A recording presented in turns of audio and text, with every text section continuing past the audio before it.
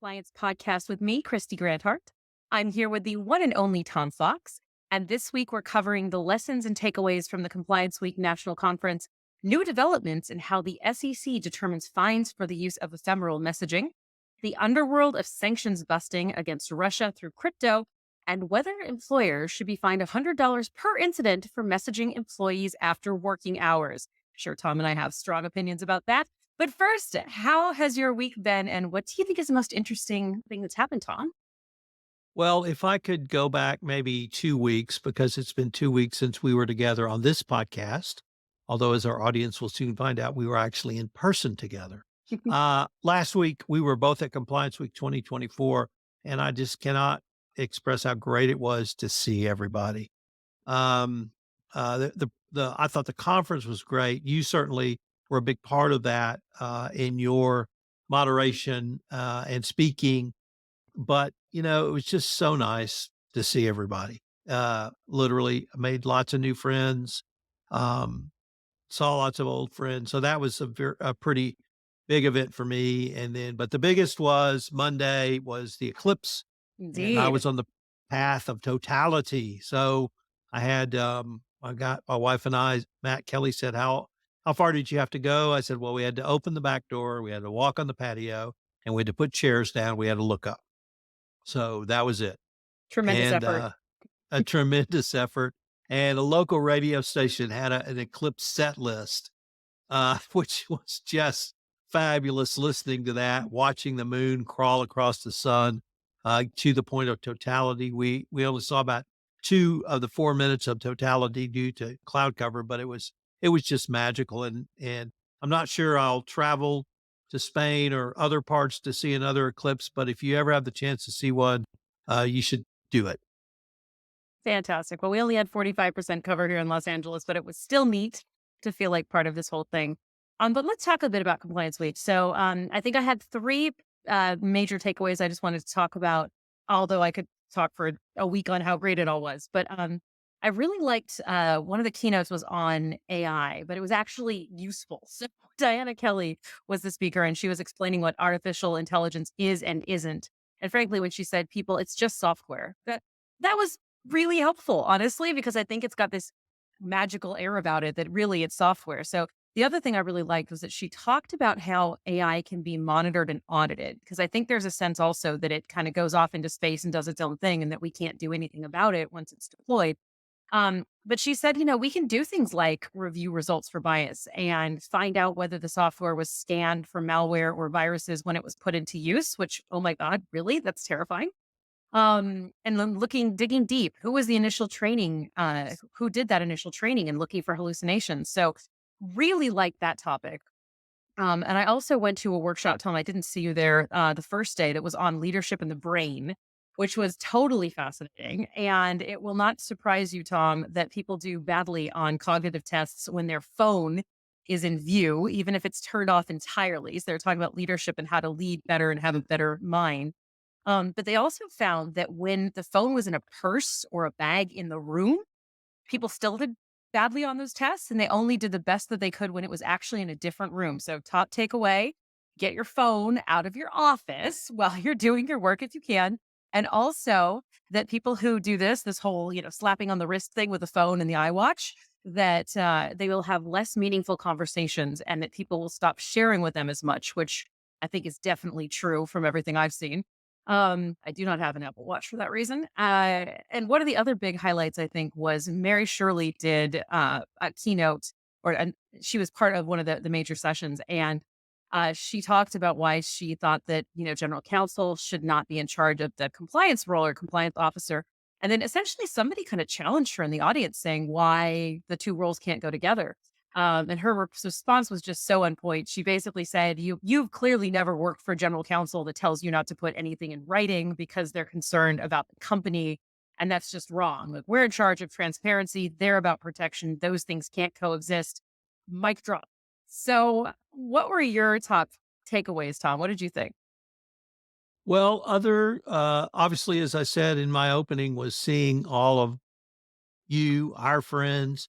I met several new vendors and made contacts with those folks, as well. The thing that struck me was the following, and actually I heard several people mention this. This was the first compliance week conference I could remember where there was not a regulator talking. And so the panels were largely almost 100% practitioners, Hmm. but it was about the nuts and bolts of compliance. And I heard more people say, this is what I want. Um, I went to the one that I probably enjoyed the most was the panel on risk assessments. Well, I Hmm. thought I knew everything there was to know about risk assessments. Well, turns out, I don't. And there's some interesting developments in risk assessments that are pretty cutting edge. There was a case study by Flex, and Flex is a 100,000 plus employee manufacturing company, one of the biggest companies you've never heard of. And the title of the presentation was around culture. And it really seemed to me more about risk. Hmm. And they had a method to develop a risk ranking and risk scoring method for each manufacturing facility literally across the globe. And this was 30 some different scoring systems. It was all literally kept on each plant's website. Hmm. It was as visible and visibility as you could ask for and transparency. And so I just thought, this is what a private equity company needs. And they have 30 portfolio Right. companies. Right. They Right. need a Yeah. way to score uh, with consistency across the entire organization. So I really enjoyed that presentation. Inside the mind of the CCO is always something I enjoy. We had some great insights there.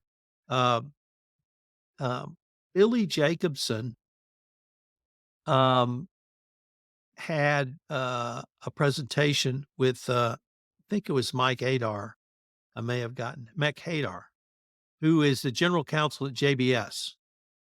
At one point, JBS had the number one FCPA fund in the history of the world ever.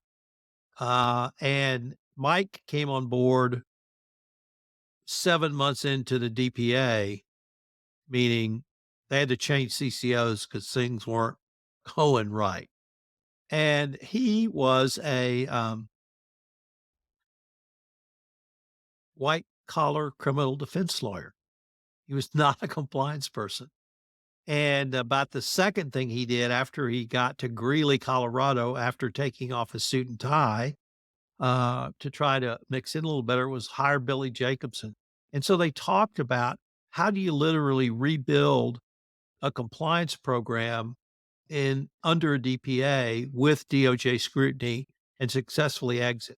So I thought that was a really interesting presentation as well. So it was really almost for me the kind of nuts and bolts. And I heard a lot of people say, "This is what I want. I want to talk about things we've been talking about for 15 years." And Asha Palmer started her presentation on third party risk management with the following. In 2001, there were 5 FCPA enforcement actions. Kristy, how many do you think involved third parties? All of them. Very good.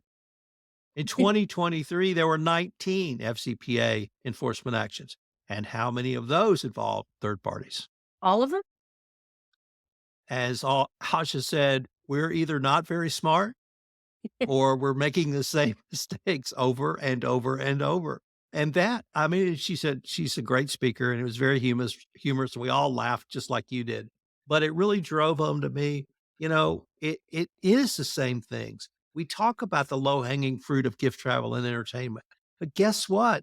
Companies are still stubbing their toes on that. Companies are still stubbing their toes on uh, fraudulent and corrupt third parties. And so, uh, we need to talk about that more, and people really responded to that in a way I hadn't heard in a long time, and I think it was largely because there weren't regulators Yeah. talking. So, that was the other big takeaway I got, but I cannot emphasize enough how great it was to see everybody.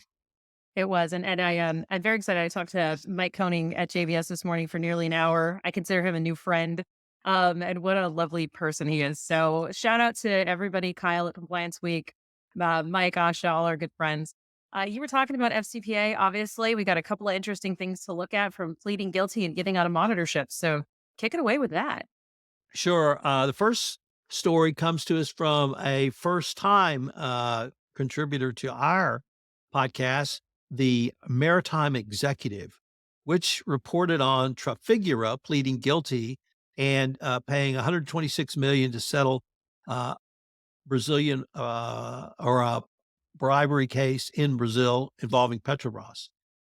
And this follows Gunvor and a host of other energy trading companies. Trafigura was a or is a large trading company, and they got caught paying bribes to get oil trades from corrupt Petrobras executives. Uh, I would say it was a pedestrian scheme, nothing that we've never seen or nothing that we haven't seen before. Um, Relatively straightforward with a couple of interesting notes. Number one, the company did not self disclose. They did not cooperate very well to start with. And that was repeated several times in the information and plea agreement. But number two, there was two things I wanted to explore with you. The first was that the bribes were funded in part by an upcharge or a surcharge to each barrel of oil traded. Hmm. And that upcharge was 20 cents.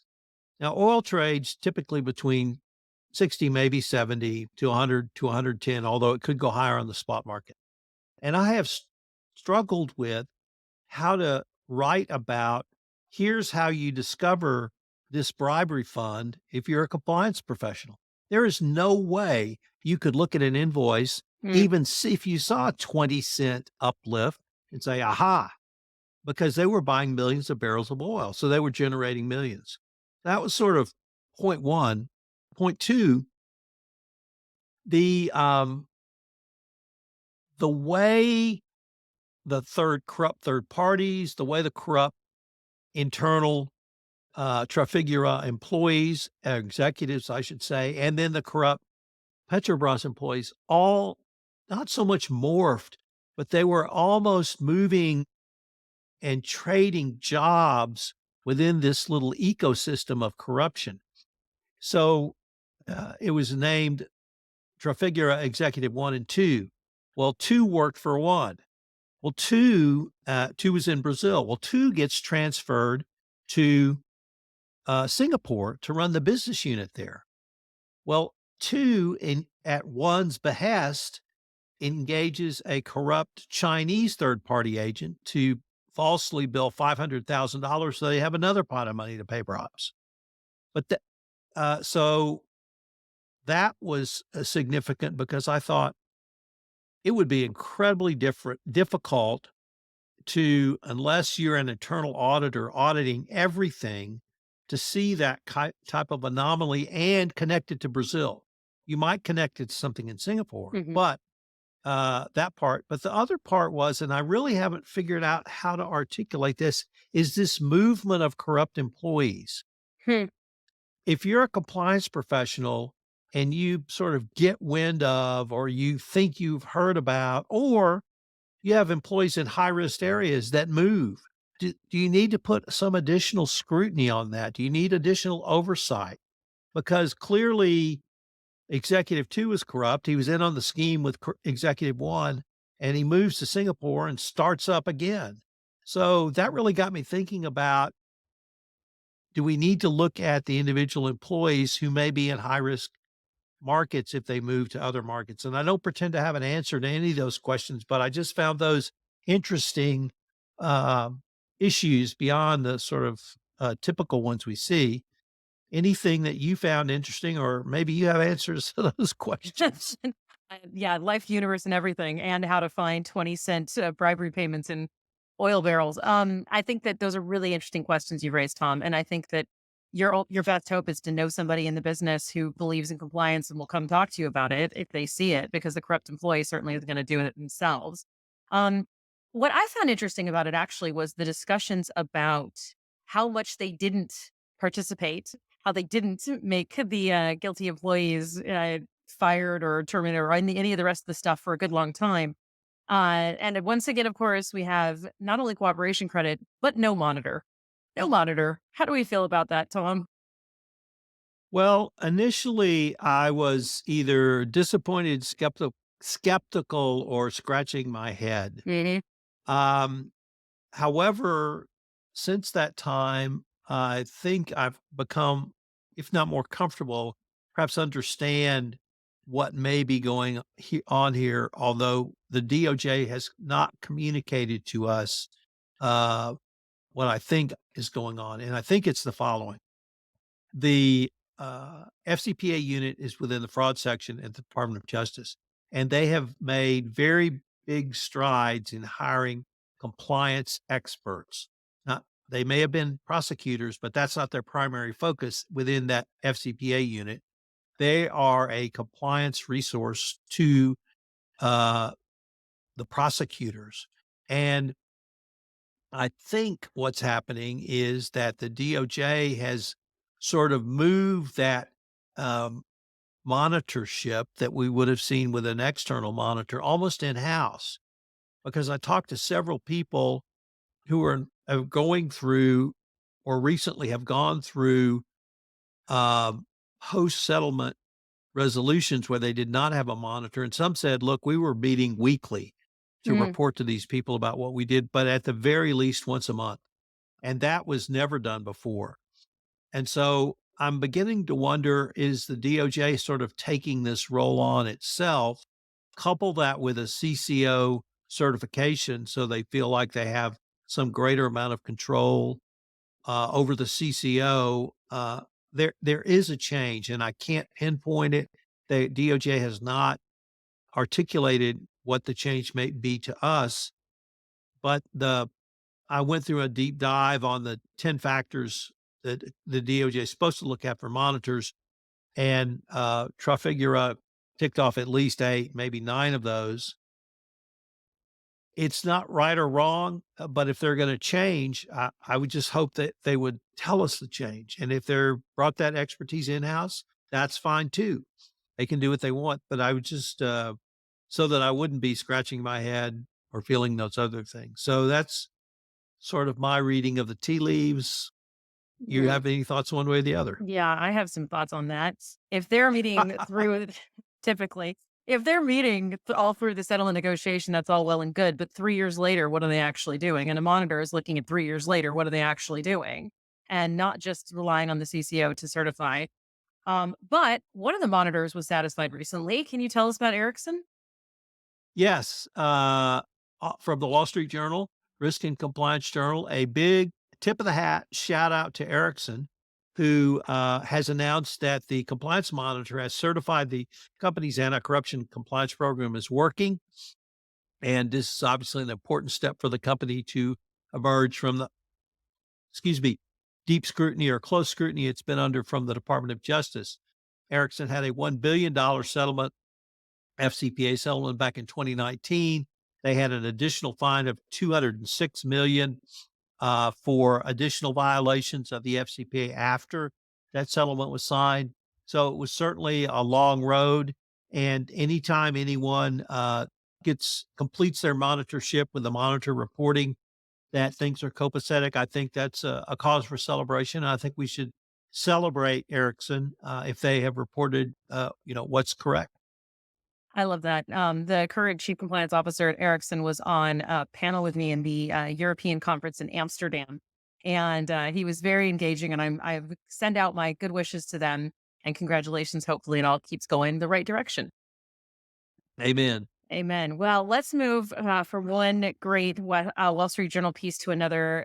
I love this. I think it's really the epitome of fantastic deep dive journalism. It was entitled Inside the Russian Shadow Trade for Western Parts Fueled by Crypto.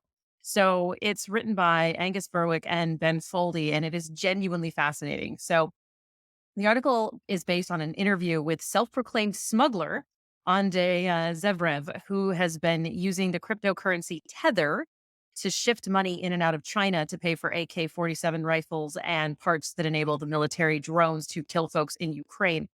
So the article goes into detail about how the smugglers and bankers have avoided EU and US sanctions using this crypto coin Tether, which is a stable coin. So stable coins are pegged to the US dollar, allegedly making them completely stable. And here's where I'm going to go off on my tangent, Tom. Perhaps they should have listened to this podcast to hear what happened to the other stable coins like Terra, which in 2022, when it collapsed, took out $20 billion, wiped them out overnight in funds. Moving back. It turns out that Tether, however, is extremely popular. It is the most traded cryptocurrency, and I was absolutely shocked to find out that it trades $120 billion every day, which is frequently twice the amount of Bitcoin. So transactions of that high, they totaled over 10 trillion last year, which is as much as Visa. That's crazy. Okay. So it's a privately held issuer registered in the British Virgin Islands, and it distributes Tether in exchange for dollars. And it mostly invests those dollars in US treasuries. Interesting. These sanction busting transactions are highly problematic, and the US knows it, which is part of the reason that last December, the US Treasury Department rolled out its new secondary sanctions to punish foreign financial institutions that are helping to engage in some of this behavior. So, also important for compliance officers that companies that are making products that can be considered dual use, especially that may be ripe for diversion, need to be careful. There is a Russian government sponsored program called Parallel Import that was introduced to move goods in and out of Russia for the war without the original manufacturer's consent. So we've got sanctions busting, we've got crypto, we've got export problems, we've got diversion, we got all kinds of things here, Tom. But maybe what struck me most was I don't know, my little lawyer hat just kept going. You're trading dollars for crypto and investing in US treasuries. Does this snare them at some point for a sanctions violation? I think it does. Yeah. And I would hope companies would understand the misuse of really any of their parts that could happen.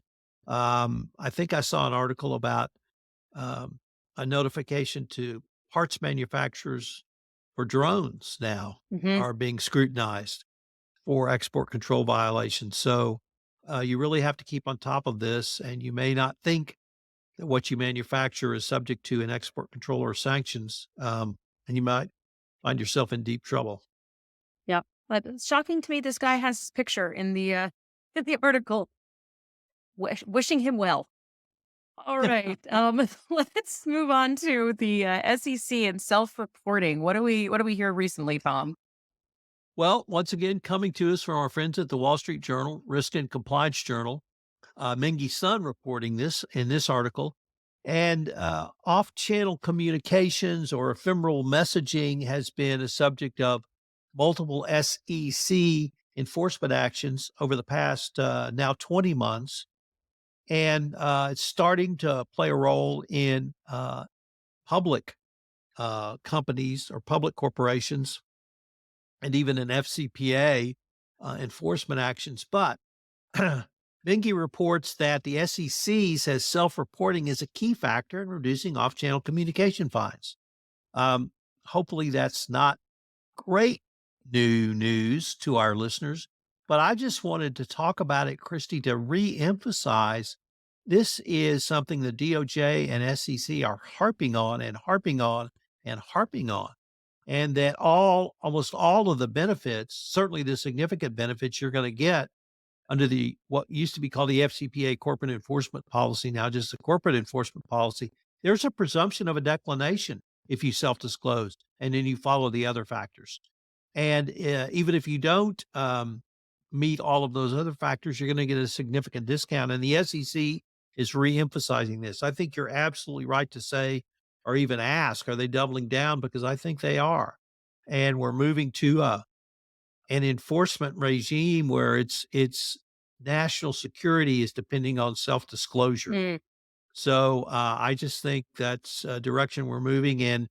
Um, I I have not have had to make or be a part of that decision, but I've talked to a lot of people who have, and their experience has always been whether they're outside counsel, whether they're chief compliance officer, whether they're GC, whether they're CFO, it's about the hardest decision a company can have. And so I don't pretend to say it's easy, but The SEC is reemphasizing what the DOJ told us in the form of Lisa Monaco's speech and Nicole Argentaria's speech to the White Collar Conference, self-disclosed. So I just wanted to reemphasize. I picked this article for that exact point. Sorry, Tom. Yeah, I think that self-disclosure is the whole thing, right? And that's number one on the list of how you don't get a monitor as well. When you are with the DOJ, at least allegedly that's still the case. So yeah, self-disclose, self-disclose, self-disclose. That is definitely the new favorite words. The FCPA sanctions of the new FCPA, and self-disclosure is the new defense, right? Go for it. Um, let's talk about people who had very poor defenses. Our poor friend, Sam Bankman Fried. He's a perennial favorite here. To those of you who listen to the two gurus talk compliance, Sam Bankman Fried, or SBF to his friends, was sentenced recently. So he got 25 years in prison over the spectacular collapse of the cryptocurrency firm FTX. And he will also forfeit $11 billion. The article I chose about this was a strongly worded piece called Sam Bankman Fried is Still Gambling. So it was published by The Verge and basically was an opinion piece, which was very interesting, written by Elizabeth Lopato. So Lopato takes issue with just about everything that SBF did during his sentencing hearing. And SBF said he was sorry for his mistakes, but he never took responsibility for committing his crimes. And look, it's probably reasonable because he is appealing the case. So saying sorry for all those crimes I did, never mind I didn't do them, and appealing is not a good look. But the judge was not having it with Mr. SBF. So he called SBF out repeatedly for perjuring himself on the stand, at some point saying he didn't have time to list all of the times that he had perjured himself. But I love this quote from the judge. It said, and when he wasn't outright lying, he was evasive, hair splitting, dodging questions, and trying to get the prosecutor to reword questions in ways that he could answer in ways he thought less harmful than a truthful answer to the question that he was posed would have been. I've been doing this job for close to 30 years. I have never seen a performance quite like that. Unquote. So thus endeth the saga of Sam Bankman Fried. Or does it? Do you think this is the last we're going to hear of SBF? Absolutely not. I think it's just the closing of this chapter. We can all Uh, but hope. we could all but hope because we've got the appeal, and I'm sure we'll get some interesting quotes, comments, or others in the appeal. He may figure out a way to do a podcast from prison and share with us his wisdom. But I have to believe he testified against or over his lawyer's objection Oh, or yeah. against their advice. And it's just difficult for me to believe someone could really think they could talk theirself out of anything. I mean, there's a new talented Mr. Ripley out, and maybe Tom Ripley could have done it.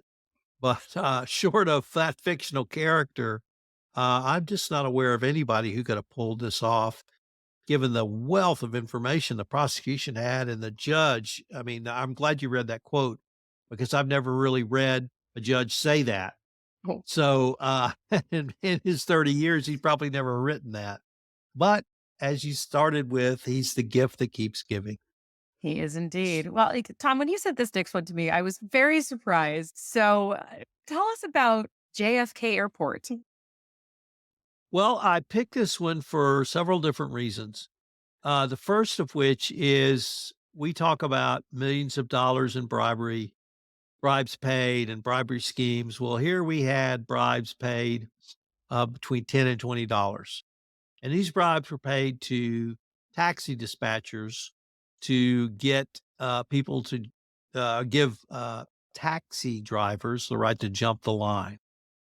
I've we've both been in a lot of taxis in our lives, and uh, in major airports, it can be a 4 to 5 hour wait between fares, and unless you get a big fare, that's you may wait 4 hours for a $20 fare, or as Gilligan would say, a 3 hour tour.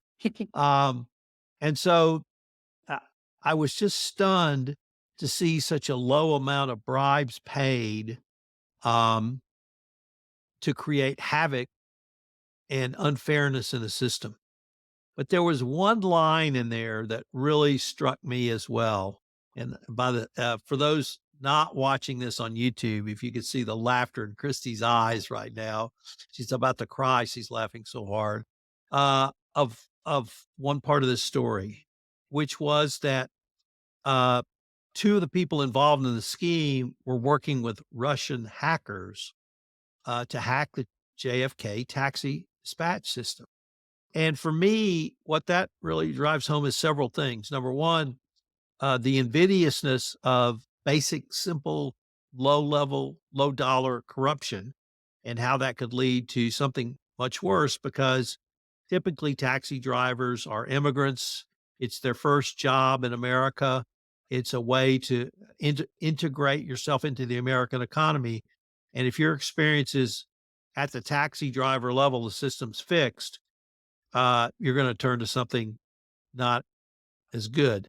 But two, if you allow bribery and corruption at the taxi dispatcher level, with Russians trying to create chaos in America, it just goes to show once again the invidiousness of corruption and how it can lead to truly a national security issue if you played it out all the way down the road. So I thought there was a lot in there.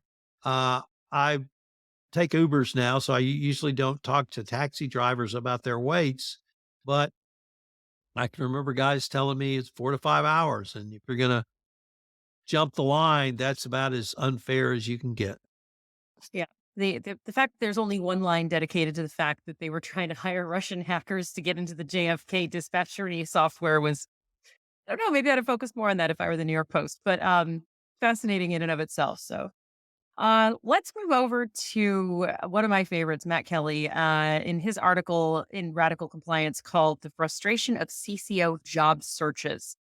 So Matt essentially takes Mary Shirley's Compliance Week mic drop moment and expands on it with tales of other job hunters finding CCO roles, Chief Compliance Officer roles, and seeing that many of them are being reduced to either VPs or directors when the general counsel doesn't think compliance deserves a high and mighty title, or even more frequently decides to take it themselves. So, of course, this causes great frustration. And it is the compliance drama that continually plays out, whether the general counsel should be the chief compliance officer as well, um, or whether, the CCO should report to the general counsel. So, Matt describes the challenges as being one where regulators think compliance should be involved in managing corporate culture. But of course, many general counsels do not, or if they are the GC CCO, they don't want to. He also talks about how ambitious compliance professionals want that responsibility. And in the end, Matt basically says, look, the trend of CCOs reporting to CEOs doesn't appear to be gaining more traction. So if you are interviewing for a CCO or compliance job with a reporting line to the general counsel, ask questions to discern whether the GC knows anything about compliance and whether or not they are actually supportive of it, so that at least going in, you'll have your eyes wide open about your environment and the true scope of your responsibilities. And it's interesting, Tom. I have worked as in compliance at reporting to the general counsel very successfully, and I've also reported to a CCO equivalent where there wasn't support and it was problematic. So, is this a case of whoever you're reporting to needs to support it, and that's actually what the problem is, or is it really the GC is the problem? What do you think? Well, um, Mary's mic drop moment at Compliance Week was correct. I've held both of those positions, and I understand the difference. But where I differ from her is I don't see that. I see the positions as complementary.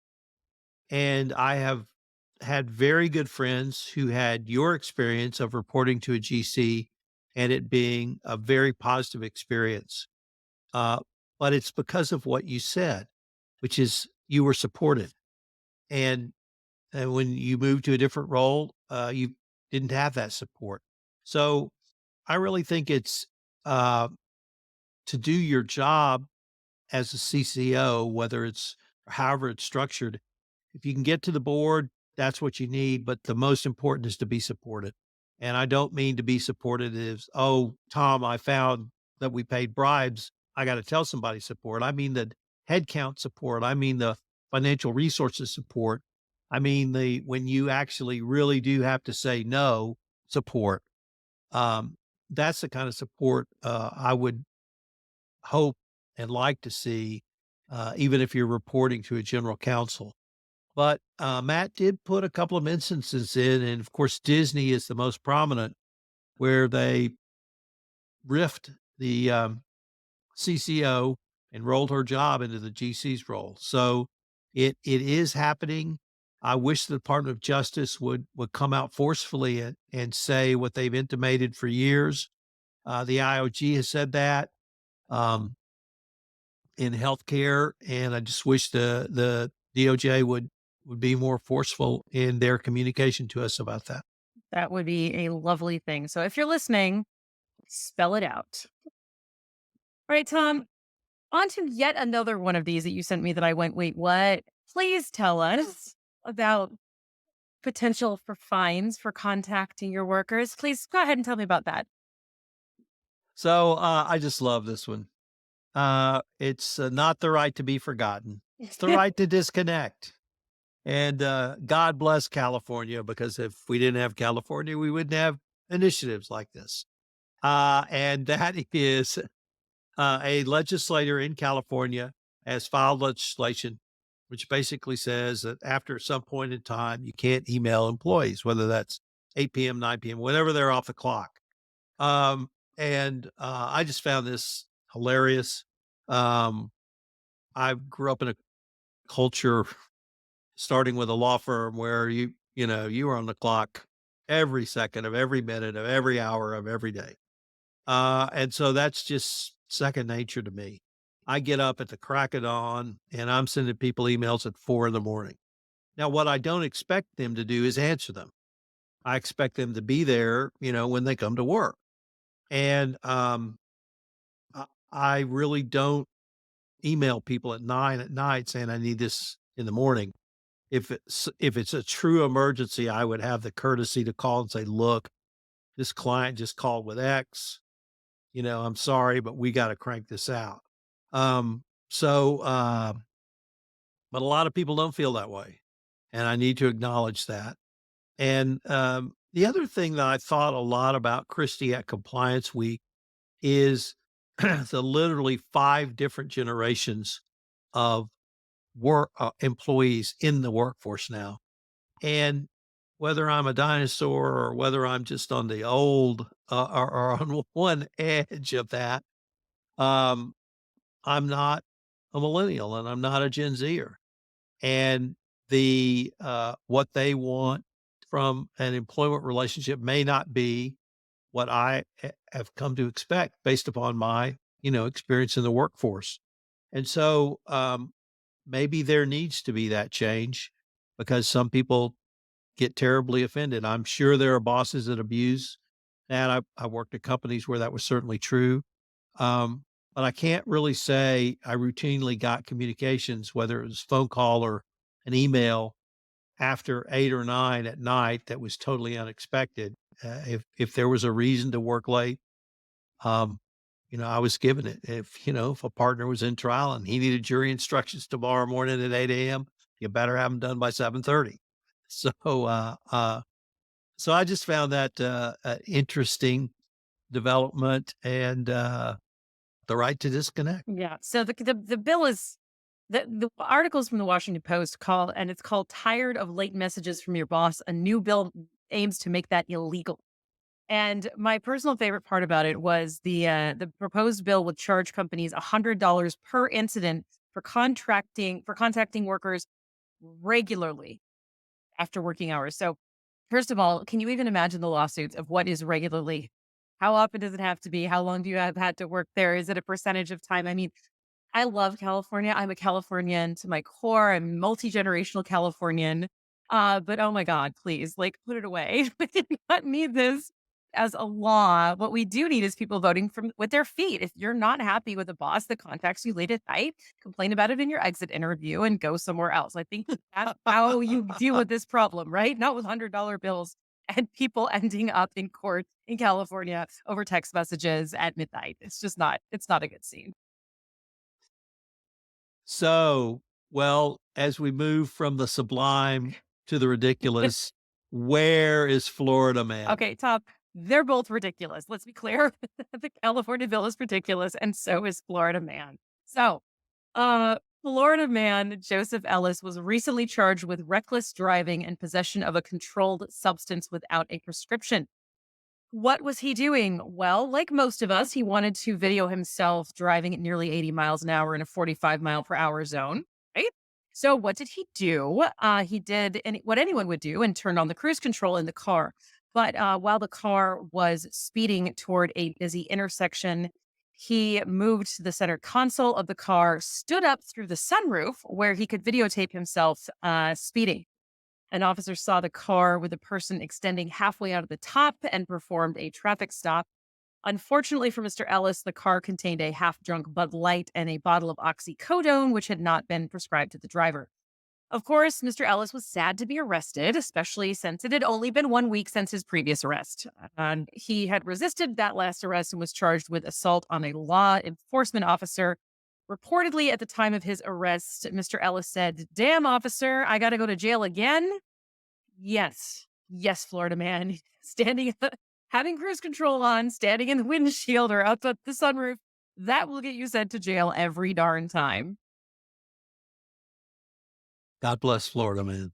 God bless Florida man. Indeed. Well, thank you That- for listening. I'm Kristy Grant Hart. and I'm Tom Fox. I hope you'll join us again for the award winning Two Gurus Talk Compliance.